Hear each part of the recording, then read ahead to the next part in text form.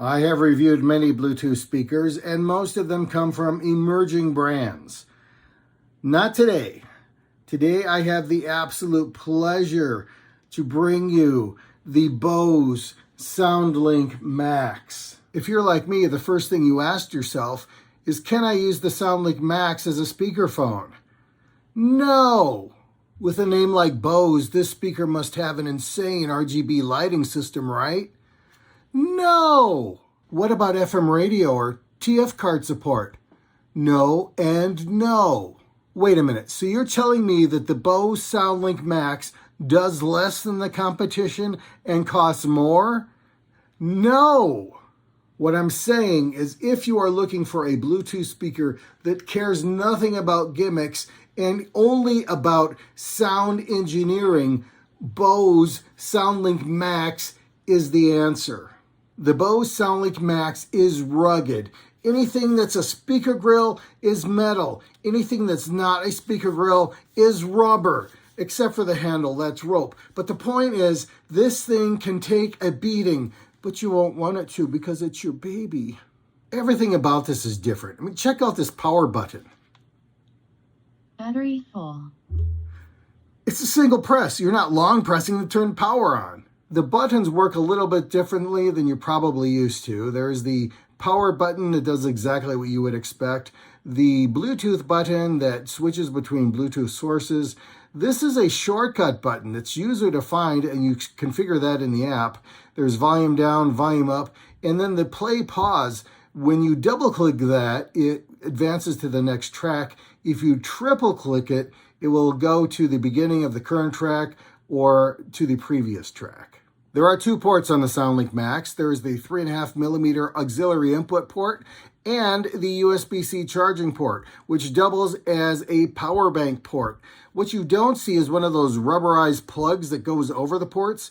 Does that mean that this is not waterproof? Bose claims the SoundLink Max is IP67 waterproof, and as much as it pained me to do so, I filled the sink with water and put this in. And sure, it floats, but that's not what IP67 means. IP67 means that I can submerge the speaker for 30 minutes. So I held this thing down with weights, and it never skipped a beat, and I pulled it out, and it sounded just as beautiful. But remember, there is no cover on this port. But what the SoundLink Max does have is moisture detection circuitry. So it will tell you, do not charge this while there's water in the port. What about an equalizer? Yes, the SoundLink Max does have an equalizer, but you can't access it from the device itself. For that, you have to go to the app. It offered to download the app as soon as I connected the speaker. Now, it's not the first time I've seen that, but I'm still impressed. On the app, you see a picture of the speaker, the current battery level. You can set the volume here. You can change what the shortcut button does. You can set the equalizer. Now, it's only a 3-band equalizer, but honestly, that's probably enough. There are some presets here, but it's not like the standard where I want to listen to rock music or jazz music or whatever. You're just playing with the sliders. If there was a firmware update, the app would let you know and allow you to upgrade.